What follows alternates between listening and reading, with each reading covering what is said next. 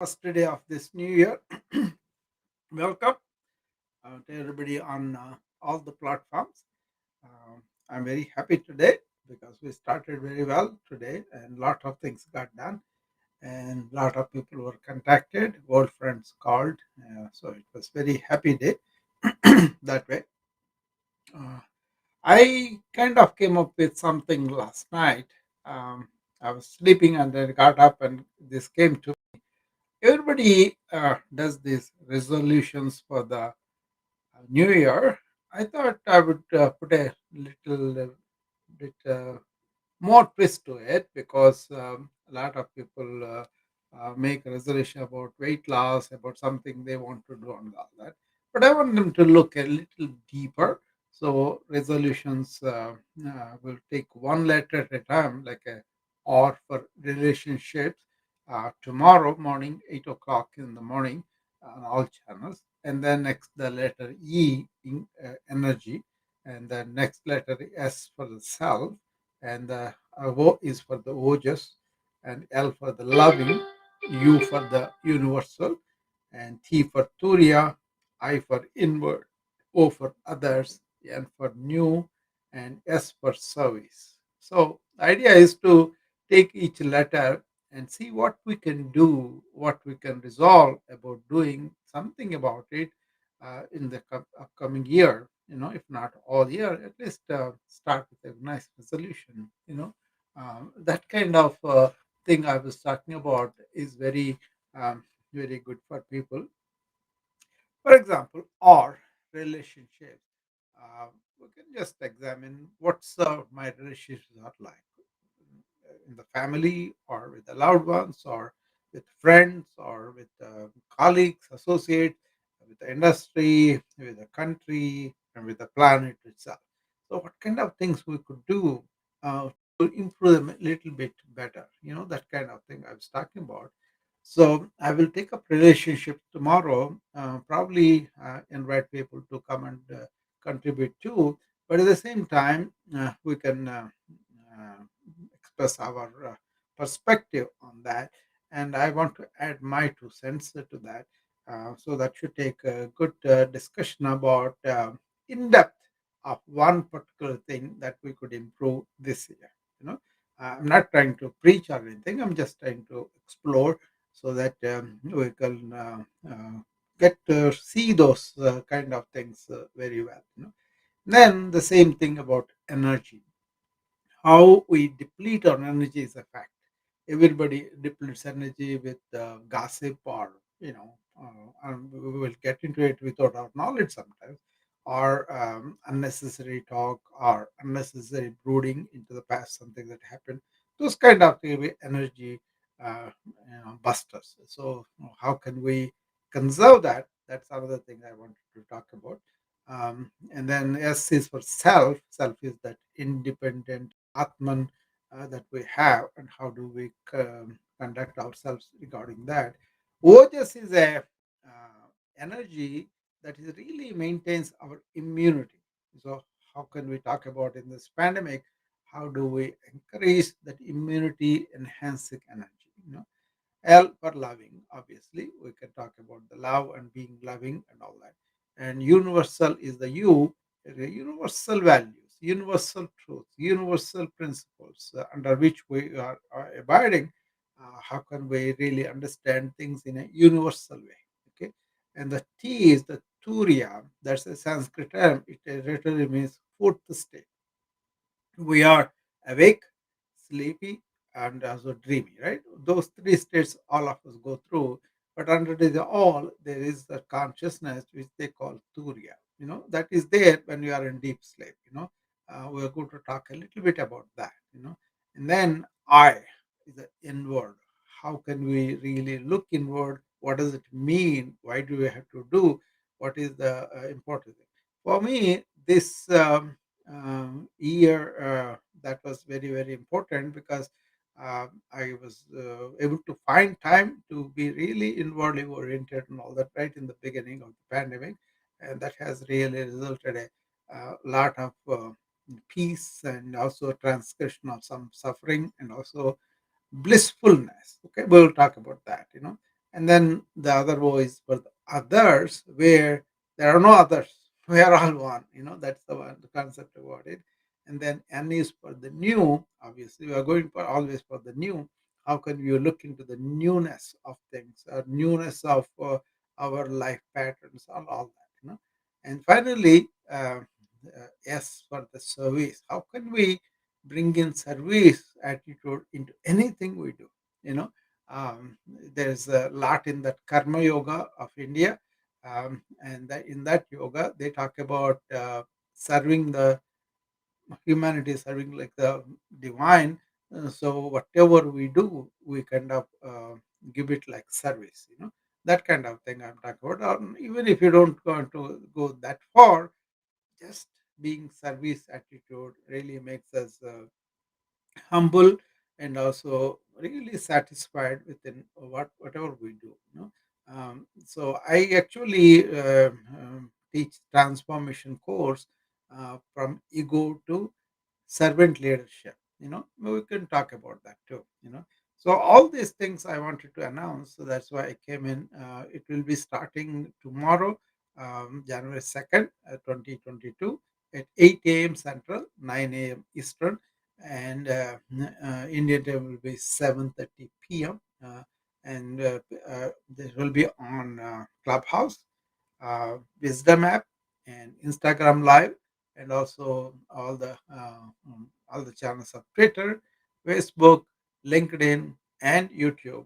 They're all will be simultaneously simulcast, and I welcome people to come and join and contribute, or point out where we can have discussion, and that is what I wanted to report today. And this is something funnily came, and all the letters really meshed with what I wanted to talk about.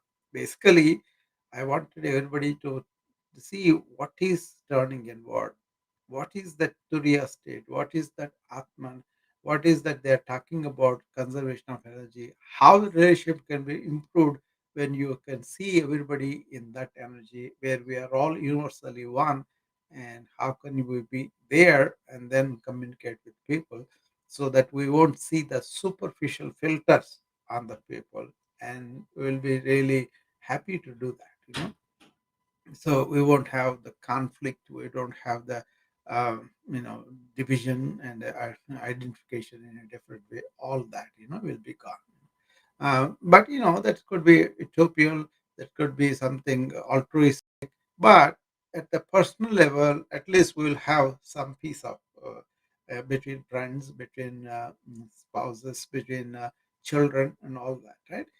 Colleagues also, and then we will be working in on different kind of atmospheres through the year.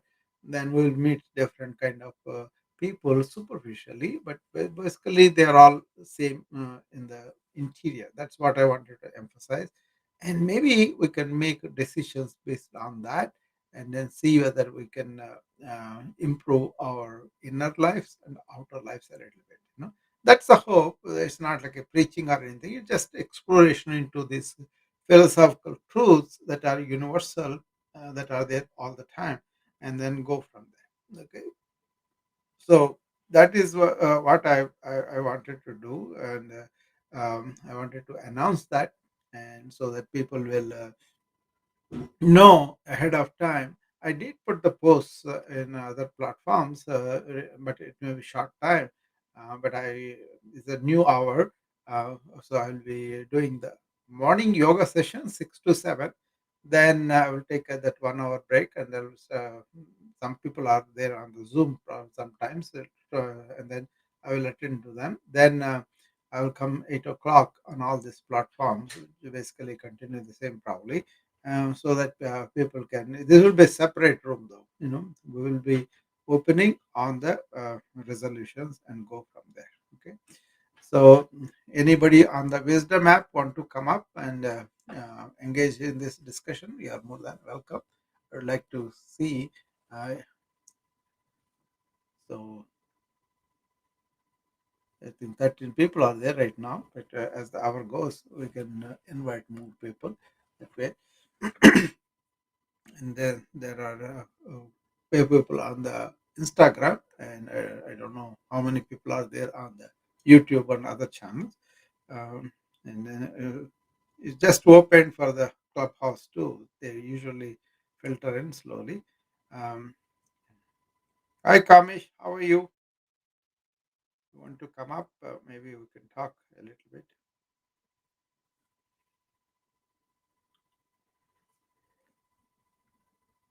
So usually people make the New Year resolutions, and then they feel like they are falling behind. They don't have the same willpower or resolute by for implementing them. There are reasons for that. That comes in the class on meditation. What happens is our willpower may be driving us at the time, but then there is a problem with the body, there's a problem with the mind having their own need of the training.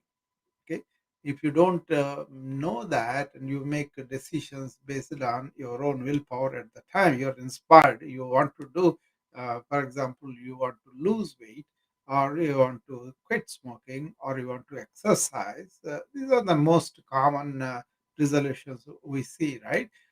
So I'm going to alter that a little bit and understand what is inside of us that doesn't keep the resolutions. What is it that is preventing that? I will explore that so that people can compare notes with what happens to them. And if it is really that the case, then we can talk about the solutions and how you can be persistently on the same resolution and achieve them, and then they will feel like I have achieved something, that kind of thing. So that is also planned. For example, we take relationships. We are going to talk about what are the frictions that we usually face. For example, young couple who are married and then who are very much in love, they are breaking apart in a few months. That's also in India now. So there are answers for that. Maybe we can explore a little bit, if not completely, and then also exchange some basic principles that are universal, that can help us in repairing or getting back to the original. People are in love, and that's why they are together, but then so much of work problems, economic problems, political problems, so many things are impinging on these relationships, and people are not able to really sustain them, like that. And also parents and children relationship in India especially, lot of old people are going into the nursing home like situation, which was not the case earlier generations. And so the fabric of the society as they knew before has broken down, and then a lot of old people are suffering in the old homes, and then people are really not uh, happy about it. I heard so many stories, both from the parents and from the children too. So that's something we could explore. And also, what about children and young adults are not able to raise the kids with and ease and enjoy. They are so overwhelmed sometimes. They cannot really enjoy the kids growing up, then they don't come back. They grow pretty fast. So better learn them quickly. Maybe you already know, and then you can manage that situation very well. But a lot of people talk to me about that, how to make the kids self-reliant, but at the same time, they're also a part of the family and all that. Those kind of things are there. So you can take all these situations in a very deep way or superficial. It all depends upon how we want to approach these things, and then make sense of some of the daily lifestyle, some of the traditions, some of the things that are normally happening with the pandemic. These things have doubled. People are complaining, I cannot stay with myself. I don't have that way to really be alone. And that is a very, very important thing that you could do in this time. That's what I have done, and benefited from uh, several aspects of it. One thing is you can discover joy within yourself, you know, without anything that is there. But that happens only with having a focused thought, and then going beyond the thought, you know, that kind of thing. So I'm going to talk about some of the aspects of my life, what I have been, and then during the pandemic, how I had been, what were the challenges I faced for this relationship in the pandemic, because we couldn't see our son for several months, because you know, everybody is staying wherever he was doing his job in Des Moines. uh, and he, luckily everybody got the vaccinations, and then everybody is doing well. But then, you know, the distance was there. We could not see them, maybe on the phone, maybe on the iPad and all that, but not really seeing them personally. That kind of thing we all went through. But I was very active on the phone, on the Zoom, with the family and friends that I did not see, but I was able to serve them with information I learned about the COVID. And I had extra interest in the epidemiology and also a pandemic from 1985. When I first came in 91, HIV was just coming. So that was very dreaded disease at the time, because we didn't have any much knowledge about the epidemic, and also there were no therapeutics. People were dying very, very quickly. And when I was in New York in 90s, I saw people coming in the evening to the emergency room and dying at by 9 o'clock. You know, it was very horrific to see that. You know, and also this fear that we may get it. You know, all those things, how I handled it, helped me to deal with this pandemic. First of all, don't panic. Second of all, follow all the mitigating measures, and then take responsibility. Like, I am not going to spread it from myself, you know, to somebody else. First of all, I'm not good at it. I've tried all the best I can do to that kind of things, you know. So I'm going to share how I dealt with that time that I got to be alone, to be able to turn inward and then really find out who we are. And stationed in that, you are really blissful and all that, you know. A lot of people are asking questions like that too, you know, which is a good thing. I think, you know, it become a trend. So I'm going to share my experience in that regard. You know. So, anybody else has any questions, or anybody wants to come up and talk about these things? Alan is here, Jocelyn is here, Kamesh is here, uh, and there are people on the. Uh, on the okay. So anybody wants to come up, please come up and contribute to the discussion if you would like. You know, so as I was saying, New Year resolutions are made usually enthusiastically. People make them very, very, very, very easily, but then they can't keep them up. You know, they cannot really understand what happened to all the resolution. Hi, Jocelyn. How are you? Hi, Doc. How are you today? I am great. I'm really great. Yeah. Okay, I'm not going to say a Happy New Year. I'm going to say I hope this year is a better one for you Yeah. and the world at large. Yeah, sure, sure. Yeah. Because the people are, uh, you know, suffering still. The pandemic is, I don't think it's going to be over this year anyway. It will be there for in some form or other. I believe so as well. The Yeah. entire year, Yeah. I think we'll be dealing with this for all of 2022. Yeah. It's And like a flu, probably. It will be there, and we will be dealing with it. A few people will be really succumbing to that because of their underlying conditions and all that. But it may not be like a pandemic after 22. It may be more like some epidemic, in the sense few countries will have few spots that will be active cases, you know, that kind of thing. yeah, hopefully that would be the trend that it would, Yeah. fizzle out after a while. Yeah. But yeah, I believe that we can do more. We Yeah. can We can all do. mask up and Yeah. wear Yeah. proper mask. I see. Yeah. I'm with my sister and her family this for the holidays, and I see the resistance I get from teenagers Yeah. wearing an N95 mask. Yes. And Um, when you look at the how contagious this new variant is, you just want to stay home. Yeah, yeah. I know Quite a few this is people in very, my family has it at the moment. yeah, very highly transmissible, 70 times to the delta.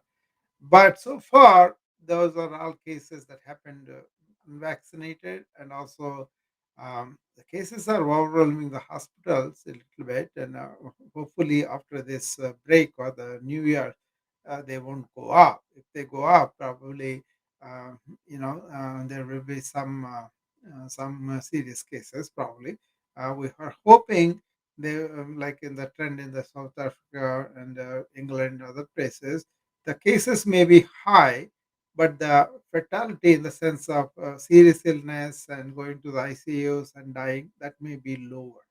That's what we are hoping to see. I hope so. I Yeah, hope so.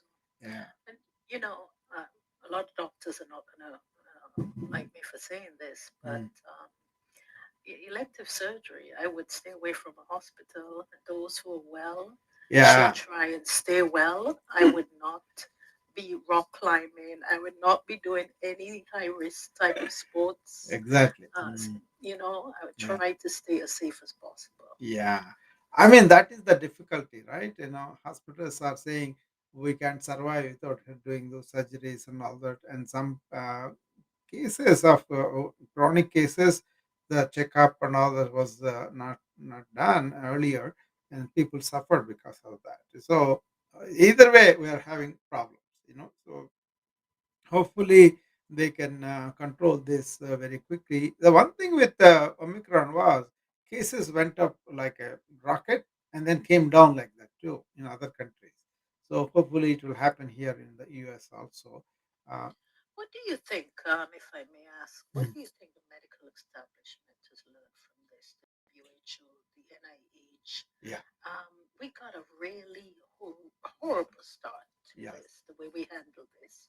yeah. What are measures that have already been set in place, do you think, that if something else is brewing, that we could avert it? Yeah. See, the science did get the vaccine, did get some therapeutics, and um, some kind of public infrastructure could have helped them. As in United States, the system was oriented towards trauma, surgery, acute illnesses, and all that. Not oriented towards the prevention, not oriented to the public health infrastructure, which was really needed to test many people in the beginning, and also isolating them, and really having the mitigant measures work at the primary level. I think the mistake they made was they allowed flights from the Europe, and that kind of brought in 250,000 people, and a lot of people were infected. They didn't know because they were asymptomatic. That was the Well, beginning. Yeah, that was a huge mistake, yeah, and I would yeah, like to speak about yeah. a group of scientists known as Jason, the Mm. elite group of scientists. I don't know if you heard me mention it before, but I read that Trump fired them in 2019. Yeah. And if we don't need to rehire Yeah, a body like this, where there'll be people yeah, keeping close tabs. yeah. Other thing they did was there used to be an association called Prevent. Their job was to go when this kind of epidemics or pandemics spring up. They go to the village and then isolate that, and they were really watch dogs, but the I think administration felt there was a waste of money, and then they closed in 2019, I believe. That was something we know, because anytime something happens, the travel advice was CDC put it this one, that this travel advice for this country, don't go there because this has broken, those people are on quarantine. So whenever I want to advise a patient, I would look the CDC, and CDC would tell me all those things. So we have seen several of them like that. And that protection was taken away, and also the scientific body, lot of them, they did tell these people that this is going to be a serious pandemic. They didn't listen to them. So it's not just the uh, infrastructure is not there, but also there's several fault lines in the healthcare in terms of our orientation towards all research is good, but then some research may not have to be done. But then more importance should have been given to the chronic illness prevention of complications and all that. I always talk about that. Even not only now, even my practice, I talk to my patients about that and try to educate them how chronic illness disease progression is and what they can do in their lifestyles to stop that, and how much more monitoring they can do their condition with modern blood tests and everything that we have. So I used to make it available to my patients at least, and then they took interest in their own numbers. They kept a diary, and then they kept contact with me on a ongoing basis rather than just once in 3 months, because we allowed them, we encouraged them to do that. So, for example, somebody has a blood sugar, how their blood sugars are running. Oh, I wanted a weekly record, fax it to me or give me on a paper, and they used to come and we used to watch the trends. And later on, as the computerization happened, they were able to communicate with the EMR or send the data through the email and all that. So we try to make it easy for them to follow their own conditions. Lot of education, lot of encouragement was needed in the beginning, but once they got hold of that kind of trend, they were very active. They were very grateful also for doing. It's like a non-glamorous work, but important work, I thought. Absolutely, Yeah, yes. yeah. Where are you located, Doc, if you don't mind my I asking? am in Midwest, Iowa. I used to practice till 2019 in a big clinic of my own. I concentrated everything in that. Then I just sold it and the pandemic came up. I didn't know about the pandemic. I just sold it because business wise advantage for us. Then I opened a small clinic in Illinois. And now mostly it's all online, online patients. But then this worldwide things have opened up for me a lot more opportunities to be able to reach out several bodies and then contribute that way. See, basically, I don't think the healthcare system is really trying to make us well. What they do is they respond if when you are ill. So the people also really cannot really do all that because some of it is they are in a rush to do their own jobs and all that, and also they may not be interested in that, and also they don't want to give up some habits like smoking or lack of exercise, not eating properly. Those things they don't really look at them causing the problems. So I try to bring them attention to them, and then they are trying to do that. Now I started in a big way communicate with the health systems, deans, and all that to create wellness centers. To create more concentration on the prevention. They're I trying. agree with you. It Yeah, should a lot of focus should be on yeah, prevention, but yeah, it seems as if we in this country we mm, just deal with the problems. We yeah, allow problems to yeah, develop. yeah, I remember, um, reading about big companies like DuPont yeah. and all the chemicals, Mm, and these chemicals plants. Not mm, only are they in the atmosphere in this country, but worldwide. yes, And we are looking for cures for cancer and all that. But if we could pay attention to what we're doing yeah, with all these chemicals, exactly. You you know, know, Jocelyn, that is where the ancient examination taught me a lot, because one advantage I had is I was a yoga practitioner, right? So I knew about the wellness, I knew about lack of chemicals at that time.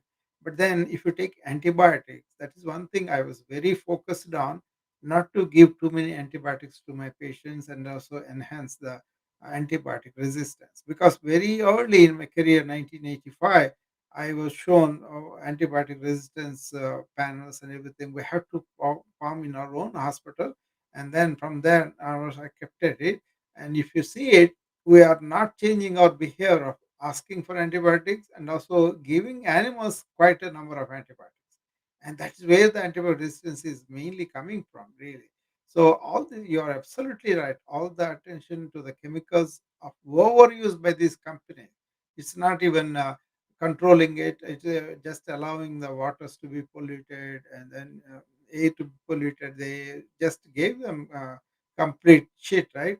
I remember George W. Bush when he came. He kind of there was a lot of companies restrictions on pollution, and then when Trump came, he put us back in 25 years, and now the entire world is doing it. India is doing it, China is doing it, and then America is doing it. So poor countries are really suffering, like Bangladesh and all that. They are suffering the consequences of the pollution most because they are going down into the sea.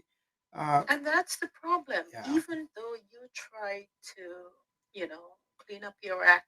yeah, I'm from the Caribbean originally, and mm, we don't contribute to yeah, this. yeah. However, we too Mm. um, suffer the consequences. Exactly, exactly. That's the unfair thing is they are last time all these countries met for pollution prevention. They complained. This was a very major discussion. The uh, advanced countries kind of declared $18 billion I feel, to give to them, but then they says empty promise they were not getting the money. This time also they all I have seen that since 1980s. They all meet all the countries, including China and India and everything, and then they say, "Oh, we have to develop our population too. You guys have done." So everybody is doing it in their own way, and nobody really cutting it down. And now the rich countries have to spend a lot of money to help the poor countries also not to contribute. That's the Yeah, situation. but then they could only help so much. And when Yeah, you they look can. at the rate of cancer, Yeah, they're on the rise in those countries. yeah, very Um, much, very much. even you may not have a particular type of cancer in your Yeah, family, mm, and this is the reason why, because of all these yeah. pollutants. We know the And carcinogens are there, and then they're contributing it. Even the carcinogens also, unless they are caught, they are not trying to prevent them. They deliberately spreading. Even the smoking, the tobacco companies did not agree very, very late, 1950s onwards, they are fighting with them, and finally they admitted, oh yeah, tobacco causes bronchogenic carcinoma. But in the field we know about it was several years ago, and I never smoked because of the reason. That means I knew about this in. I was born in '55, but when I was in India at the time, nobody really smoked, so we were not given. And also, our family, nobody smoked in the family. So we kind of that's terrific. yeah, I kind of grew up like that, so it was not like a separate training. But then later on, India also has become very smoke-filled, filthy, polluting, and all that. And they're trying to do it, but then what I'm saying is, on the one hand, governments, everybody has to do, like we are talking about. That's very true. They have the major responsibility, but also the individual people have to do. Jocelyn, many of the people are still not aware how much damage, why this turbulent weather, what is happening with the cancer front and illness that done. Even if the pandemic, right from the beginning, I was telling, okay, very, very important. That's first thing, okay? And then don't go to outdoors or don't go really congregated places indoors and all that. Not only that, if the vaccine should come, you should take it. But it took 1 year for it to come. Even 1 year is remarkable. But I always mention about your immunity. What can you do? How can you see what is immune enhancing diet? What is the exercise that can enhance? Even a routine in yoga, I show them in my morning class once in a while how to enhance the lymphatic spread. Okay, uh, the calf muscles are called the second heart because they pump up venous and lymph upward. So if you do just getting up on the toes and the heels alternately several times, your calf muscles is very strong and they pump very well. That way you don't have to have swelling of the legs and all of that. Not only. That's a great tip, Doc. Yeah, I do that and to tell people do this every day, so that my aim is how can you understand what is the immune generating lifestyles and adopt them? Food, exercise, and this kind of immunity. And also there is a alternate cold water hot water bath that improves, you know, and go and walk in the forest bathing, we call it, that improves. So many Oh, I'm things a are. big fan of that. I Yeah, love to hike and I like to be in yeah, the see, forest it's a natural because the air is so yeah, clean. yeah, exactly. And then you feel good, Ruth, when you walk through that, right? If you Oh, have, it's so therapeutic just yeah, being in nature and exactly, just seeing plants and flowers. yeah, It really does something to you. exactly, because And we are part of that. See, we are away from it all the time, but once we are there, we feel the inclusiveness, you know? may I encourage Yeah, everyone here? yeah, If you don't have plants in your home, yeah, gift yourself by bringing in a few plants exactly, because they clean the air. And exactly. from what I read, Mm. it seems as if the air quality in a lot of Improves, homes are improves. more contaminated than the air outside because of Yes, all the cleaning products that are exactly. loaded with And chemicals. not I ventilation, not also Go ahead, ventilation. Doc. Ventilation is not there too, Jocelyn. Apart from what you are saying, that is true. Ventilation is not there. That's why they get trapped all these chemicals and everything. Yeah, go ahead. Yeah, so I use like natural things. I use a litter and I buy clean products Yeah, um, and like just to mop the floor. I yeah, use just one drop of soap yeah, and I would squeeze some lime or lemon in the water yeah. or vinegar. Just Yes. keep it natural. I also like another cleaning product, Bonami, that's been around for a long, long time. It has three Yeah. ingredients in it, Mm. and I use that for my pots and pans, the kitchen sink, the bathroom. Yeah. No Wonderful. chemicals, Yeah. and this cleaning product is less than $2. Yeah. So And easy. Yeah. there's some people who spend an arm and a leg And only to pollute their homes. yeah, and also the cost we incur in the cancer or other place if we allow these chemicals to go down the drain. So we also use that lemon and vinegar, and also some ancient product that they sell that is very very good. To clean the skin.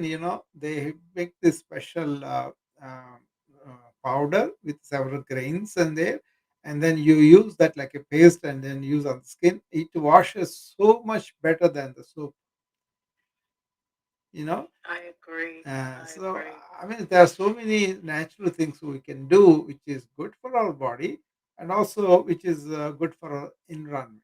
That's why tomorrow when I talk about the relationship, I put in there, what is your relationship with the earth? What are you doing with the elements? How is it? It's not like a preaching or anything, just like examining, like we both are talking about this, because we are aware of this problem. Like that, more friends will be aware of that, and then maybe they will be able to do something constructive. All I'm asking is, how do you stop by and say, did I see the sun in the last 1 month at least once? Did I touch the ground? Or maybe somebody like me in Iowa, we may not be able to go, but at least we see the sun rising because we enjoy whatever did get. That kind of thing. You have to be connected to the five elements with which we are made. We don't pay attention. It seems that we get caught up with all the work, and people don't have time to even to see, hey, Earth is our home. I came from there. I'm going to go back there. And then is this going to be there for my children? That kind of awareness. Yeah, we tend to dismiss simple things like just being in the sun. Yeah. And when you just we can learn a lot from plants. When you Yes. see the way plants grow, they grow towards the sun. Yes. So the sun has to have healing qualities, but of course you don't want to overdo it Yeah. either. So Mm. everything in moderation. But we spoiled that ozone layer and others. So more dangerous rays are escaping through the protection we're supposed to have, and they kind of put holes into them by all this excess. You see, I find the consumerism that is promoted by all the countries is causing this problem. You know, so why can't you be better informed, intelligent, like a conservative in using the resources of the earth? I think that is a responsibility we should really take it up as individuals, as governments, as countries. So I always educate that I go to this ecology, environment protection places. I talk to them. I say unless you change this consciousness of being consumers all the time, people are going to do that because they don't know what is the consequence down the end. But once they come to know, maybe some people will really act responsibly, and that will be. I'm encouraged to see the young people, Jocelyn. Young people are really into that. They are really concerned about the future and the earth, and then they are really trying to do something. So we should encourage and really appreciate them that they are trying to do that. Absolutely, absolutely. And if we can encourage them never to get started with Yeah, smoking, you yeah, know, yeah, and yeah, just to leave less footprints than we have left. yeah, I know I live in New York City, mhm, just doing little things like composting. I feel so good when yeah, I drop off my weekly stash yeah, of food products. It just makes me feel yeah. so good to know that even I live in the city, I could still do my part. Yeah, exactly. Wherever you live, you can do your part. It may vary a little bit. One thing I'm proud of as a physician is I kind of got a lot of people off the smoking for a number of years. Great, Mm. great. Yeah, That's one of the best things yeah. people can do for their You know health what is to I stop smoking. what I did was I have adopted a program the Texas physician developed because he was very much against the smoking right from 1950s. So in 60s he went to tobacco companies and put their all the news false stories as false out there, and then he was banned from those. So they used to go disguised, and then still do that. So he went through. He is a pioneer because nobody else knew about all this at the time. Doctors were advertising smoking is good. At that time, for him to stand up, he developed a program called, um, you know, uh, every time you have an instinct to smoke, postpone for 5 minutes and sit down and take deep breaths the whole 5 minutes. And most of the people forgot about that because their agitation, everything is relaxed after the deep breathing for the 5 minutes, right? So uh, postpone, and B is the breathing, and then reconsider whether you have to smoke or not. A lot of people felt they don't have to smoke, and they cut down the smoking by themselves. What it was, it gave them psychological security that I can do it. They gave them confidence by themselves. So I kind of really aggressively uh, taught about that, and then I didn't force anybody, but I told them you can do this way, and then I made them do that for a week or two. And during that, what it is you have the instinct, you postpone for 5 minutes, you sit down and take deep breaths. A lot of people can't even sit 1 minute, but 5 minutes is a good day, right? And then if you took the deep breath, I used to show them what's the correct way to do that. And then they were relaxed. They didn't have the instinct. But if they have such a strong instinct, we told them go ahead and smoke after that. Okay. That's a postpone, breathe, and reconsider. PBR program. That's what he developed, and then we took it and we implemented it. I was very sincere, earnest about it, and then my patients knew that I'm don't not going to push them, but at the same time, I will be their friend and helping them. Sometimes we have to give some medications also. We try to give some medication for a short time, and later on, other medications came that became easier too. But basically, what I knew was they are psychologically really addicted to the smoking, physiologically addicted to. So for them to do the exercise and for them to really do this every time they have an instinct, helped them to gain their own inner strength. And that's how I really got a lot of people. If at all, I'm very proud of my achievement of doing my patient. I did a lot of things, but then this is the number one I will place myself. Not hundreds, thousands of people quit on that program, on their own, no pressure, nothing. That's great. That's Yeah, such a simple approach. yeah.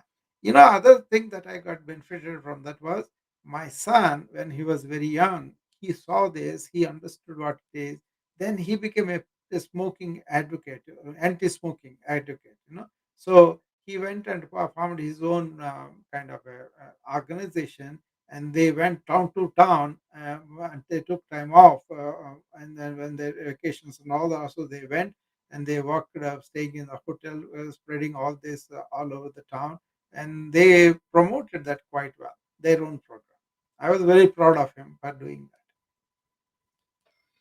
What's another good thing do you think that most people can do to benefit their health? Like quitting smoking is Yeah, way up there. What else exercise. other that you can think of? Yeah, very simple formula is, okay, move the body and keep the mind silent. Wow, that's great. Yeah, Move the body yeah. because life is movement. Yeah, very important. Move the body. You don't have to have a formal exercise either. Just get up, don't be lazy, move around, do your chores, do the stuff, and then be as much as possible. Don't use our creature comforts. Walk, take stays, and then don't sit too long. That is the thing. New sitting is the new smoking now. So we say tell them just to move. Even in the chair you are there, I do routines in the yoga routines in the chair that you can do, taking the effect of the sitting, prolonged sitting. If you don't move and you just sit there for the computer, a lot of IT people are having that problem.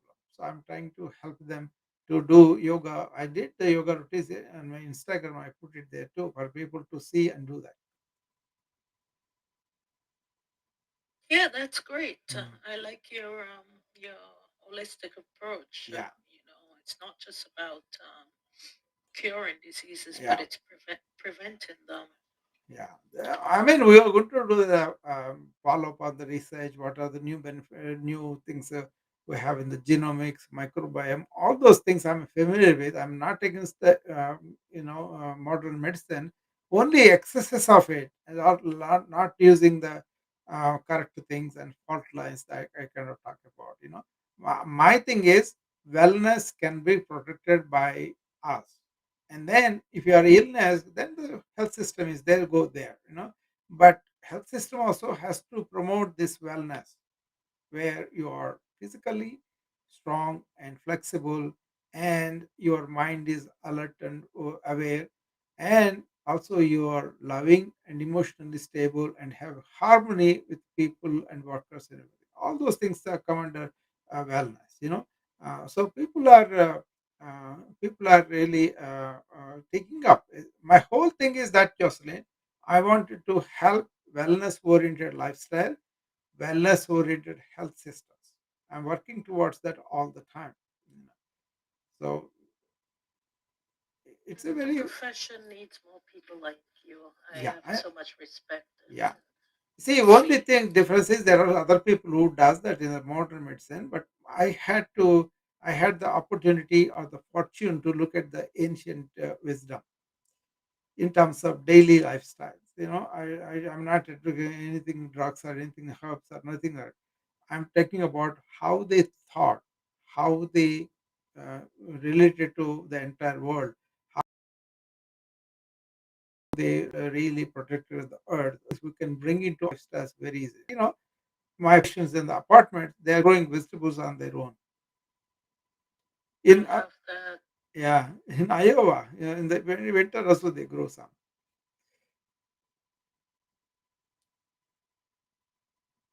So we got to encourage these people. Hi, Girija, welcome.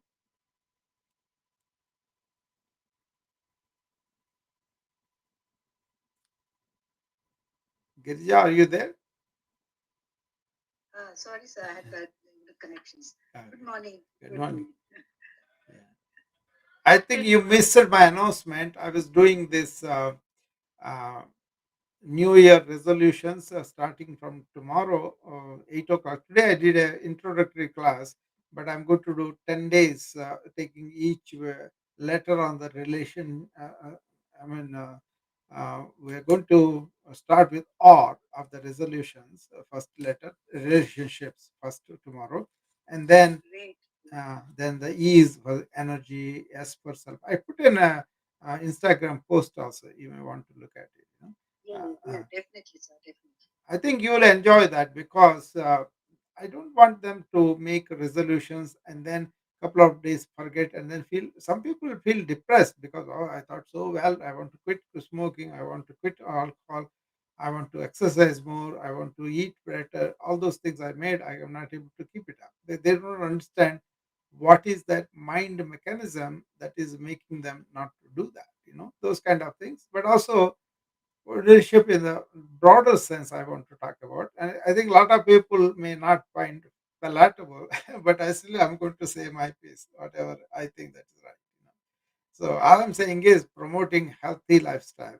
You also think about it and look at it because we all have experience with what is going on with the pandemic. And one particular thing, how to enhance the immunity, I was teaching from the 2020 January. I was doing weekly Zoom sessions, and then I was telling people how to enhance the immunity of ours, as collective, as individual also. I hope many people took it up and doing it. I am doing it. My family is doing it. So fortunately, so far nobody has COVID here. So we were really following the mitigation, the vaccines, and also now the immunity too. That is something I'm going to discuss here. I'm going to talk about Vojas, Girija. You might be under Turiya. Those two Sanskrit words comes in there. See, what I did was, once again, to the people who just joined in, I will say that I think Jocelyn must have heard this, but other people are new probably. I will tell them.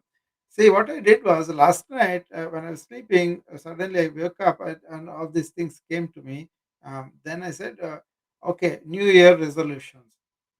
R for relationship, E for energy, S for self, O for ojas, L for loving, U for universal, T for Turiya, I for inward, O for others, N for new, S for service.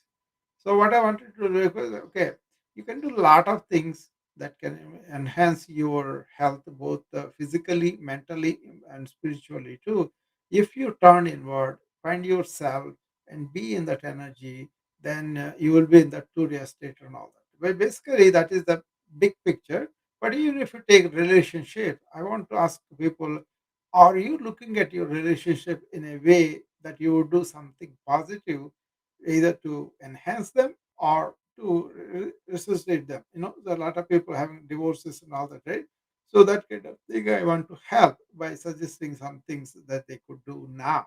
You know, and also the energy, they are depleting the energy from morning till evening. Like for example, I come here, I talk to you all.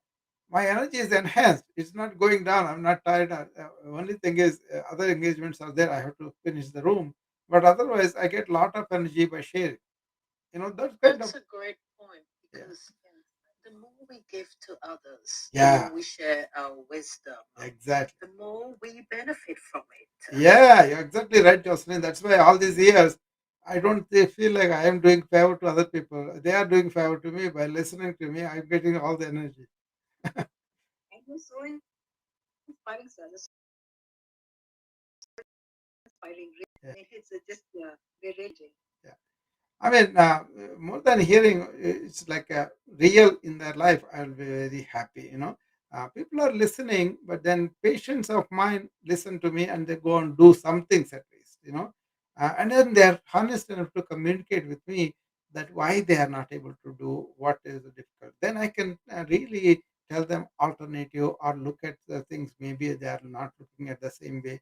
That kind of friendly enhancing, encouraging attitude helps them to come out and confess with us. This is what is happening with me in my life.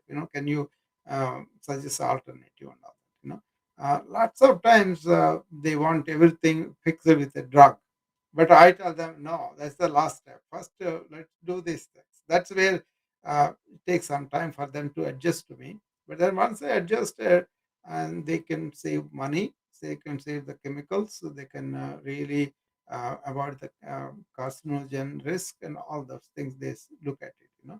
But otherwise, the lifestyle is like a you do whatever you want. You just numb to the marketing pressures and entertainment pressures. And then when you get sick, you go to the hospital, and then you expect them to fix it. But lots of times it may be late for them. That is what is happening with the chronic diseases, diabetes, hypertension, heart disease. Why they are getting worse? Because the lifestyles, they go back to them again. So they come to diabetes and get all the treatment at the hospital, and then when they go, they start the same diet, inactivity, and the mental tension and all of that. So we don't need to, because we know so much now how to control these things by nitpicking the bud. Like I said, Jocelyn, I think you'll be happy to hear this. What I do is, if you are not exercising, I take your work routine and find opportunities for you to do exercise in that. Meaning, if you are going by car, park the car away from the gate. That is, as everybody knows. And if you are having stairs and also elevator, take stairs as much as possible, as long as it's not discomfort for you. That kind of opportunities I find, whatever they are doing, wherever they're doing. I don't even ask them to come to my studio. I design a work routine that you can do. So, but you have to consult me. You have to spend time with me. All those things are there. Most of the people, they come want to come to my room and listen, and then don't show up for a month or so. That's unfortunate. But a lot of people are doing that too. That's also I have to say. But these 2 years, I have seen several people adapting to this wellness-oriented lifestyle, improving their diet, optimal exercise, relaxing and sleeping better. And also, some people took up the meditation every day, twice a day, empty the mind. Yeah, these things are so important. I think I've walked more during the pandemic than ever. Yeah. And that's because I wanted to combat the stress Yeah. from going through this. So I figure I'll rev up my physical activity. And like you said, there's so many little things we can do. Yeah. I love to dance, so if I Wonderful. don't get in my 10,000 steps, I would dance them in later at Yeah. night. So There is yeah, something we've got to called, move to push the body. yeah, there Yeah. is something called nervous energy that is not spent with the physical exertion, will result in your tension. Intuitively, everybody knows this, but they don't allow the body to, like you dance and walk and all that. If they don't allow it to do, then it becomes more difficult for the body to do, because it accumulates energy in the reverse way. It's called tamas. You have to have tamas. Unless you have the tamas, you can sleep and all, you can rest and all that. But excessive tamas, where it is turning into laziness of the body, you teach the body that it will get comfortable into that. That's why I And said, we can see that in children. yeah. If you, when my daughter was younger, the days we went out and we spent, uh, a good amount of time at the playground, Yeah. we'd walk home and all that. My daughter slept much better than the Yes. days we were cooped up in the Yes. apartment. Yeah, that's the problem with the modern kids now, because they are doing TV or phone or video games, and they are not moving as that much. The pandemic coming in, that has become much more, because they're doing the homework and all of that. So, Yeah, it's very sad. yeah. Very sad. But Not getting enough yeah, you can tell the vitamin kids. D and not Yeah. going out to play. Exactly. No, And you can do simple things, Jocelyn. What it is ask them to every few minutes get up to the chair and then move a little bit, and then come down, sit. Suppose they're watching a video, stand up and hold on to the chair, and then just watch the video. And also, they can do some leg stretches while standing. So you can incorporate these things into their routine. Otherwise, they are also, I'm seeing younger and younger patients with obesity. Youngest is around 10 years. Not normal obesity, morbid obesity. So such a tragedy. So, oh, it is, and as I mentioned before, I live in the city, in New York City, Mm. and I'm a little angry when I go to restaurants. Well, before the pandemic, Yeah. I barely eat out now, and I look at the kids' menus, and I often wonder, what are we feeding our children? Yeah. To a birthday party, and it's all, the usual pizza and sweets. Lately, Jocelyn, there was a gentleman who came. I don't remember his name, but he was a extraordinary voice on the diet, right? And he presented so much data. I was very convinced about his data because I lived with these problems before, right? And he kind of summarized one sentence, which was I was repeating wherever I have chance. He said, all our chronic diseases are because of our processed food because it is ubiquitous. It is available everywhere. Wherever you turn, it is there. Isn't that a shame? Yeah, Like, okay, I tried to buy wild yeah, fish instead of farm. yeah, And the thing, what they're doing, they claim they have to farm because of the population. There's so many people to feed. yeah. But don't you think it would be better to feed the population with less food? We consume so much food. Yes. Feed smaller amounts, but good quality. Yeah. But the feeding also, if you take the world population, many millions of people are going hungry. Many people don't have 3 meals a day. Very few people have 1 meal a day. Even if you take India, still 3 meals a day are not served to 650 million people, and only 350 million people have enough of it. And that too, India has all the grains and everything, and then they waste every year so much grain to the rain because they don't have the storages built for that. So there's so much African countries, Latin America, so many countries have no food at all. So unequal distribution is going on, so much tremendous waste in rich countries, and then a little food is still in the developing countries, and they have problems with the corrupt governments. There are problems with migration. So many things are going on too. But as far as the food is unequal, one plate you get wasted like anything. Other way it's scarce still. So, Yeah, we've not been good managers of yeah, the world, yeah, the resources, how we, pretty much the vaccine, yeah. Somebody put how it like that's this. been managed is the way food's been Yeah, managed. somebody put it like this, Jocelyn. They said, our mother is our earth, and we are kind of abusing her. That is true, I think. Yep. Anyway, don't forget about tomorrow morning. That is 8 a.m. Central US time, and 9 a.m. Eastern time. And in India, it will be 7:30 p.m.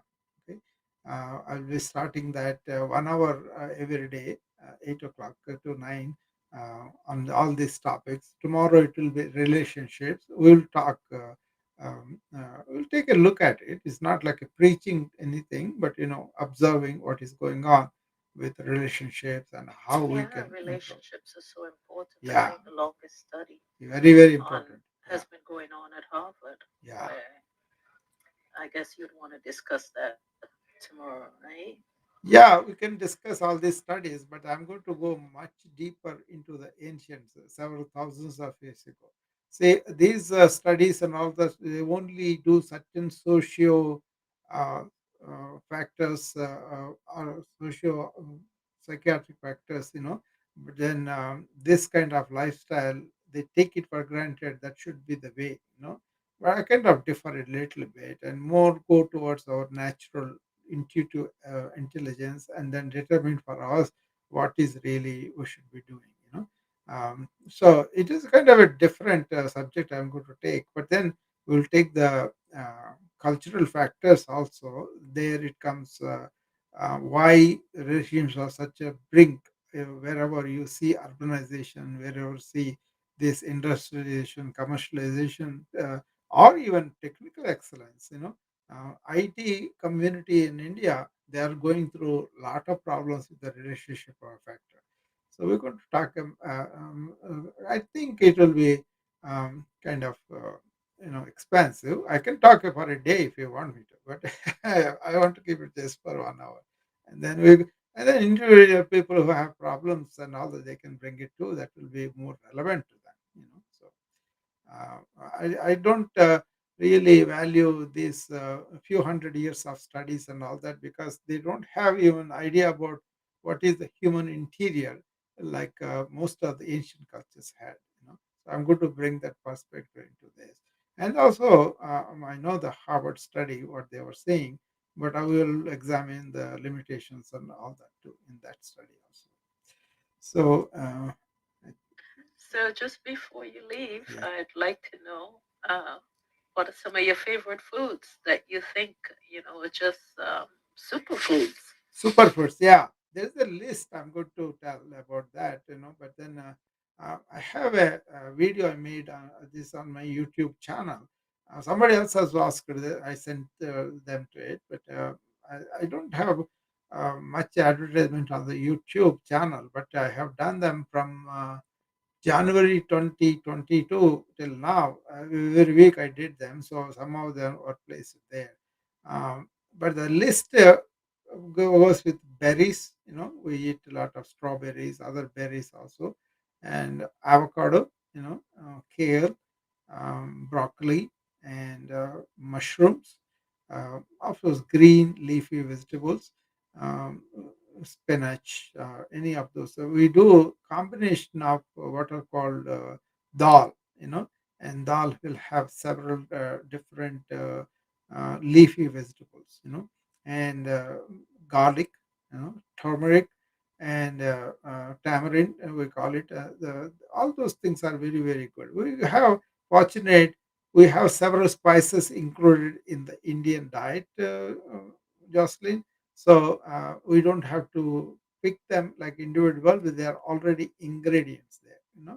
So yeah, we kind of eat American diet and Italian diet and Chinese and all that, but we are kind of favorites to the South Indian diet, which is can have a lot of grains there.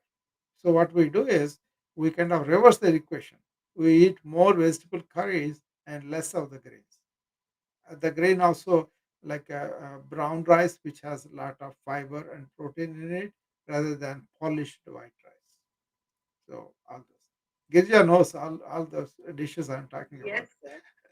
And I just wanted to add here, Yeah, Kushwan Singh, he had written in his book, yeah, he says, I've been all yeah, over the world, eating different kinds of food, different, but he says, he especially said this. He said, the South Indian foods, the curries, the masalas, yeah, whatever, he says, I don't think anyone can beat those because the amount of oil and amount of, even the spices, they're not used to an extent that they overwhelming. It's not like that. yeah. So he had great respect and he said, I cannot do without it. 2, 3 days if I don't have anything to do with South Indian food, I feel, oh my God, what is this? So he says, I go back to it. Yes.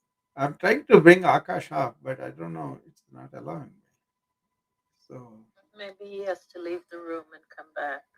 yeah, Yeah, I but tried three, four I times. believe. Oh, there he is. Hi, Akash. Hi, sir. Good evening. Good morning, sorry. Yeah, I was trying for the last few minutes to bring you up. So thing for me was my wife and me, we speak the same language, we eat the same food, and we are both from the Andhra Pradesh, and we enjoy the same music. So, and also she works for me as the billing manager. I'm the doctor. So we own that, right? So wherever we go, we both go together. So if at all, we can just make curries and all that, and also some rice and then some rotis, and they can be packed, and then I usually take my lunch to the hospital too because I don't want to eat all the junk. And also, we have yogurt, Jocelyn. That's a very fundamental thing for us to finish the meal, and that is very good.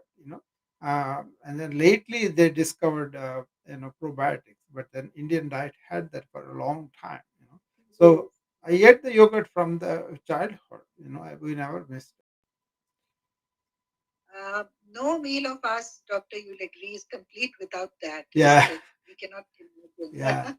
Yesterday they made this lovely fried rice, and we call that as a palau and all that, but it's very, very rich in spices and all that. With that, there is a curry that's made of lot of masala, and that's very, very tasty. But to nullify that spices, they have what we call raita, that's made of yogurt, onions, and all that. That itself is very standard diet that we do for special occasions. We have number of recipes that they have, range of recipes, unbelievable. So I really believe spices are underrated. yes, I do believe their Mm. medicinal properties and Oh yeah, there it is. It was there for centuries, and people didn't know. Now we know scientifically why they are so too.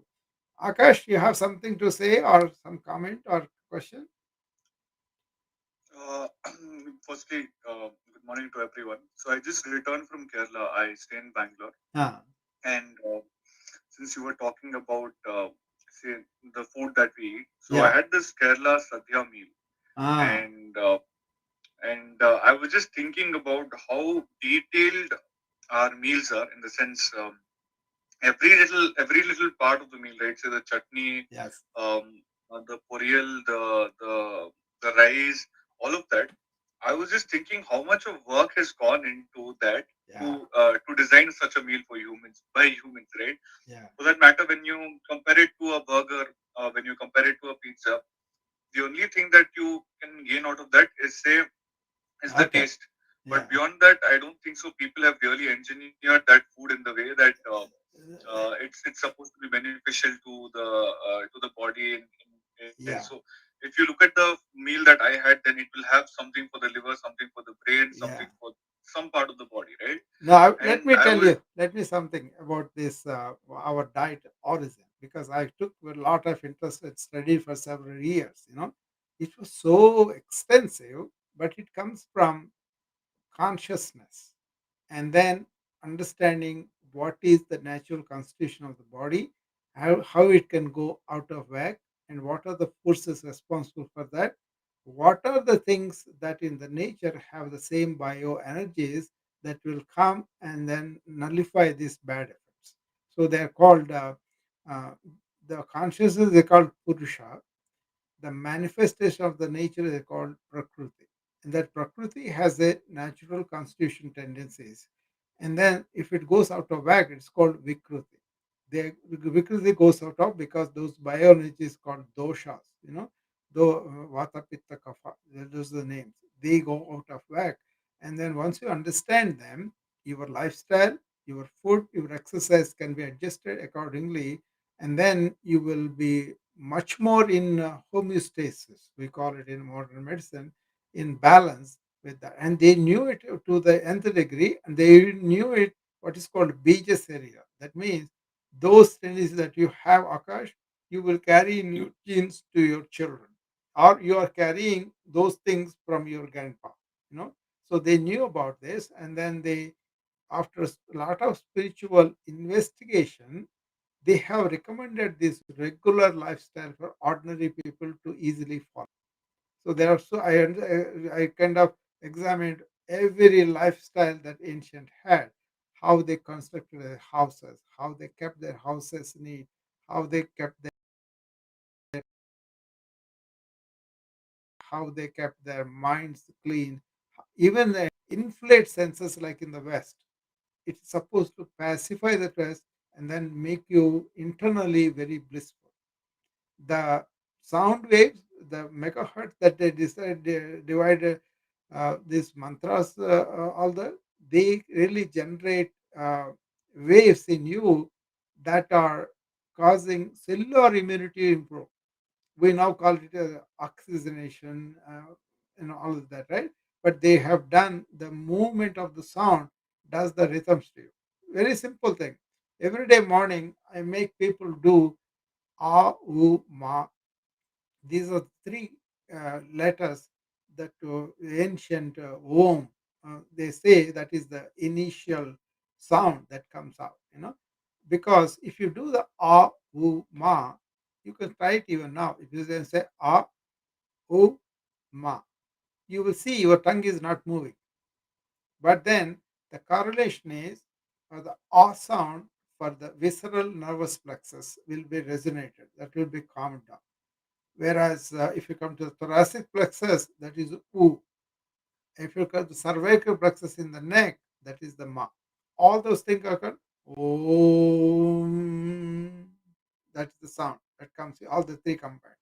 So there's so much in that. Understanding body, modern science wise, and then really correlating to what they have done is really blissful thing. I think. So what Akash is saying is there's so much goes into that diet. That's very true because they knew about this value. They put that kind of effort in sticking to the so many recipes, so many traditions, not in a fundamentalist way, but something good that were passed down in the form of festival. Each festival has a meaning. Each festival's food is different. Each festival food has a meaning. That is all internal, consciousness based. So, anyway, I can go on Uh, like this forever because this is very interesting to me. Absolutely, That's sir. true. That's true. And it also hit me. Yeah, So I was just thinking. So I work with KPMG as a risk management in risk management, yeah, and I was just thinking how my holidays are planned, like by this firm itself, right? yeah, So Saturday, Sunday we have offs, yeah, and year end we have like 7 days of block leaves, yeah, right? And then I was just it was not a conscious thought, it was just working at the back of my mind, and since I was just quiet, it just came to the forefront yeah. that if you see the Indian calendar, whatever you want to call it, Vedic, Hindu, whatever you want to call it, the Indian calendar, Sure, Sona. Yeah, um, yeah, so if you see the calendar, it has a space for everything. There is a yeah, place for Holi, yes, which when the season gets really hot, yeah, then what happens is that you cool down with Holi, yeah, right? exactly. And there's a time for Diwali wherein when you want prosperity, you bow down to Lakshmi, Yeah, right? And there are so many other facets of the year. So basically, I was just looking back. I was just thinking if I had to design a calendar for the world, right? How would I do it? Right? I would have to take into account many various things. you And know, whereas if you see the Western calendar, it is just 5 days, Monday to Friday work day, Saturday, Sunday is going to be a holiday. They don't take into they don't take into account the changing of seasons, the changing. If the seasons are changing, then the clothes have to change, the foods have to yeah, change. Nothing. It is very superficial in the sense its use case is very limited. It's just to give you some system. That's it. Beyond that, it is nothing. But yeah. if you see the Indian calendar, Akash, everything out there is accounted yeah. for, and that struck me again as I was talking about in terms of food, which is so detailed, and then hit me about the calendar. I just found it No, marvelous. calendar. So actually, it is based on Jyotish Shastra. Actually, it's based on lunar calendar. So there is I don't go to the details. There's a lot in that. For example, Diwali, Lakshmi is a modern phenomenon, but the ancient thing was lighting the ignorance away. That's why the lights. There are so many variations happen, right, as the time goes. But if you go several thousands of years ago, what was the significance of this light? Everything comes out much better because there is light in you, your own inner intelligence. But like you said, something came to me, that spark you got, that inner intelligence that you thought of, it came up. Like all those things are really true, and you can cultivate that. How can do it? If you are going to sleep, put away all your associations for the night aside. Okay, and then you're a technical worker, your husband, your son, all those associations that you normally have during the day, put them aside for the night and sleep and see how you feel in the morning. That's called chitta. Mano, buddhi, ahankara, chitta. These are the four main parts.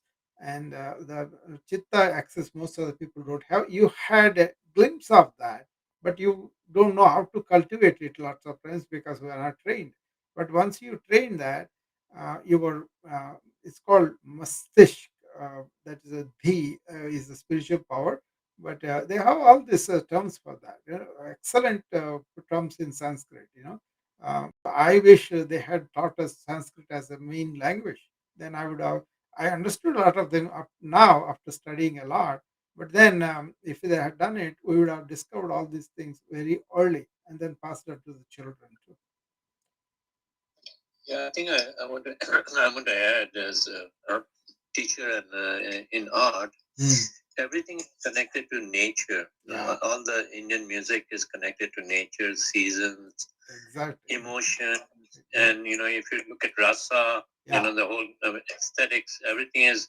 So the whole world of the Indian, whether you call it philosophy, food, life, is all in one as a life form, a way of life, and life ritual.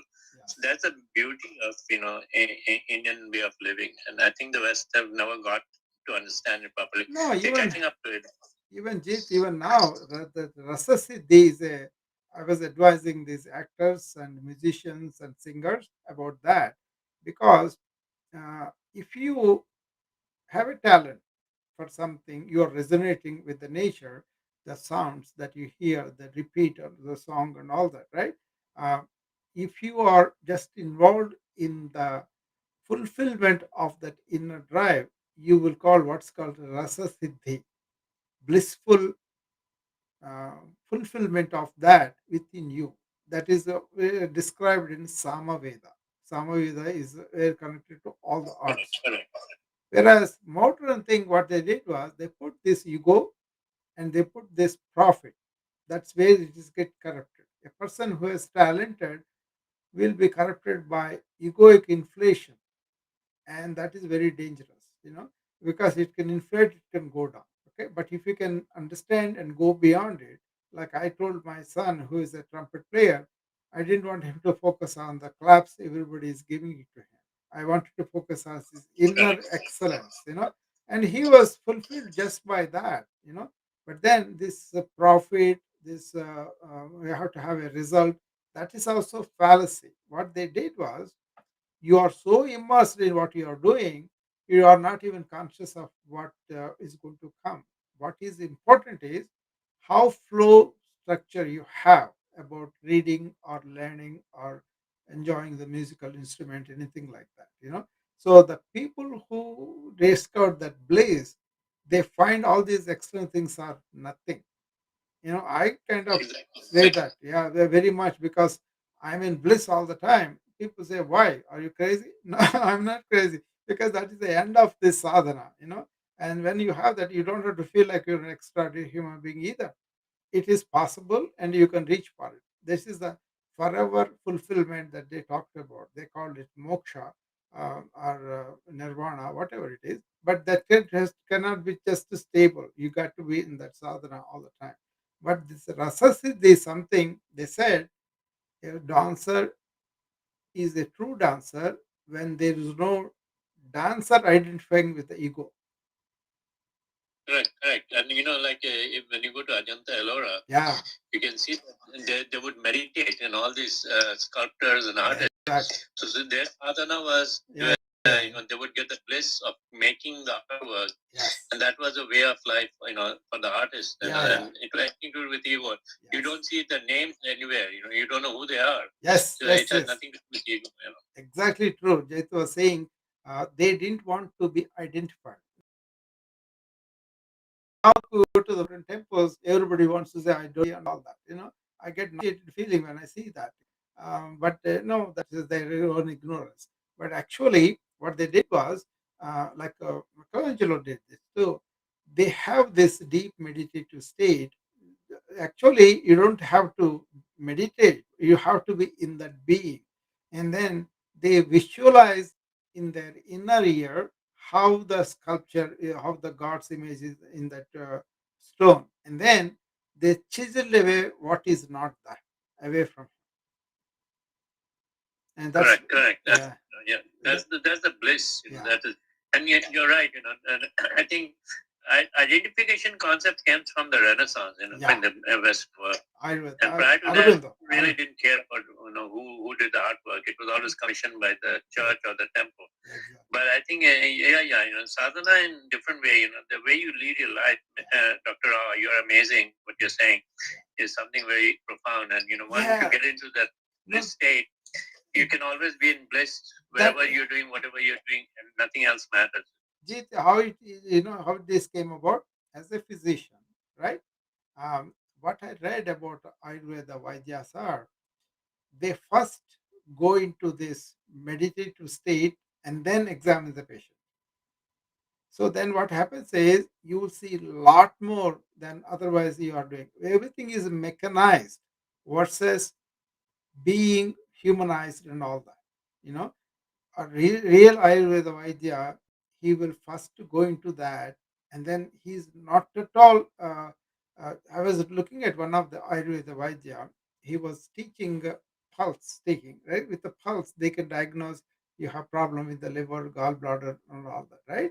So they palpate with three fingers and with the wave distribution. They can do that. I was amazed when I saw that. But then, as I went to understood that what they did what they do is they have this non-movement of the thought inside, and that is possible with our meditation.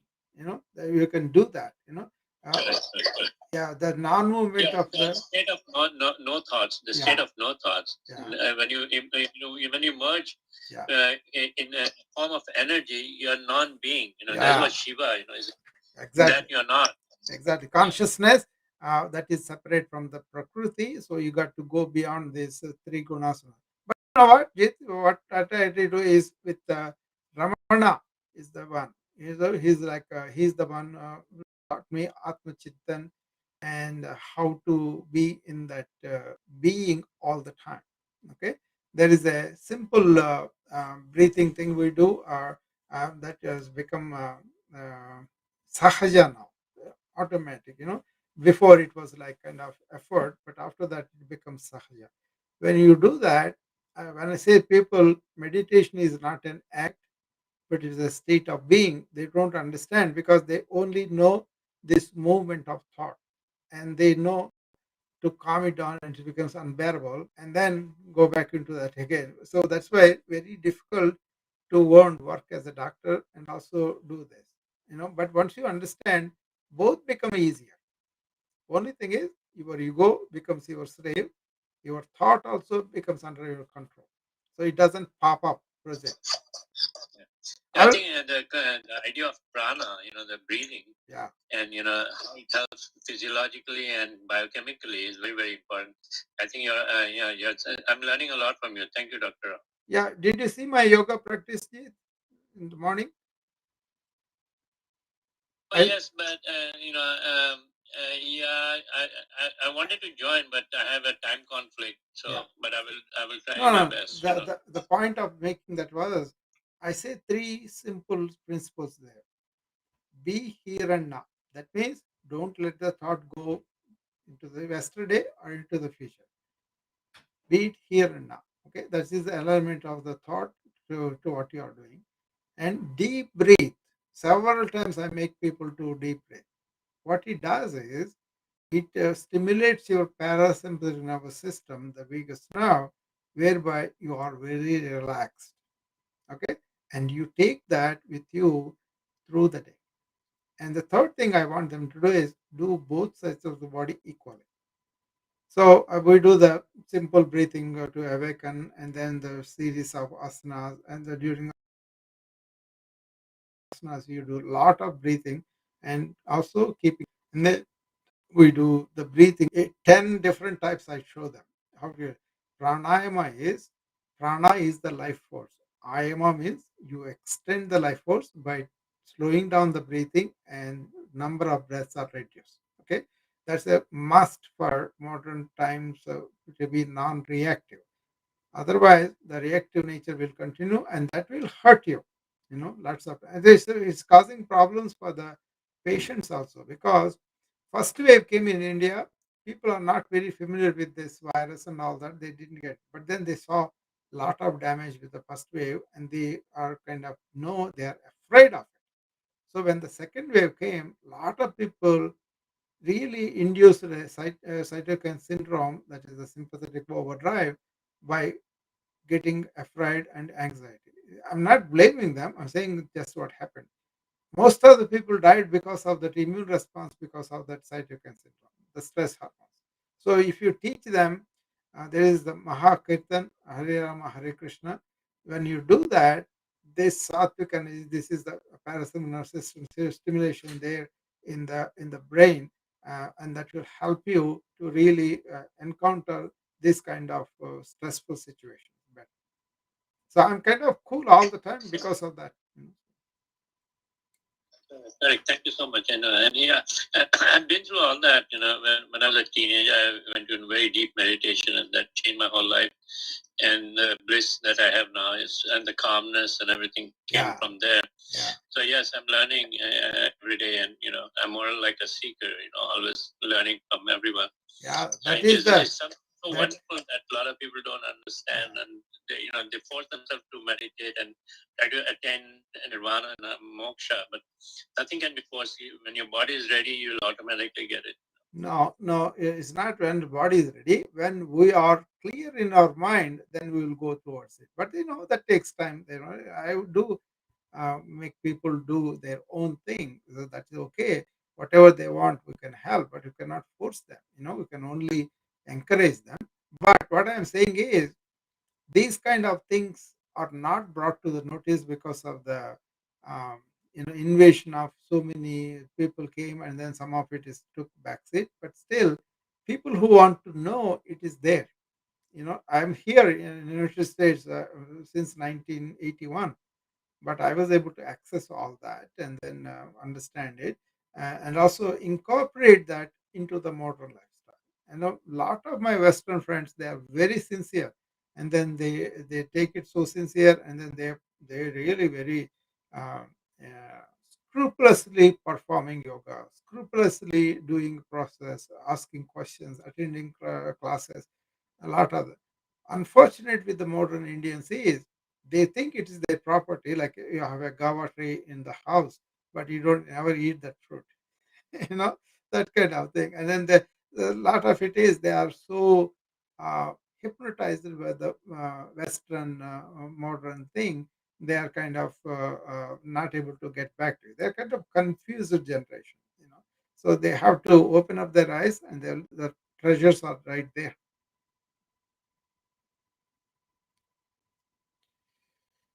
Anyway, I think we are way over the limit today, 9:30, I think. So I will see you guys tomorrow at 8 o'clock in the morning. Morning 6 Thank you o'clock. so much, sir. Yeah, Thank you very much. sure, Girija. Okay, I'll see you in the morning for the yoga session, Yes. 6 o'clock. Okay, Thank you Jocelyn. so much. It was a pleasure spending the evening with you here. Yeah, Okay, bye nice knowing now. you. Okay, bye.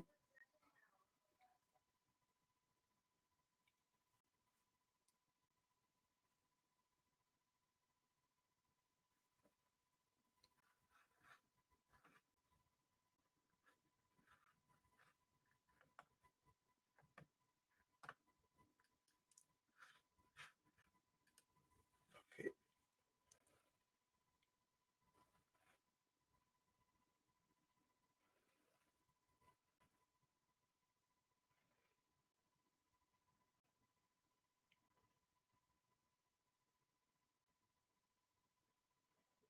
Thank you, everybody, on the Instagram. I'll see you tomorrow.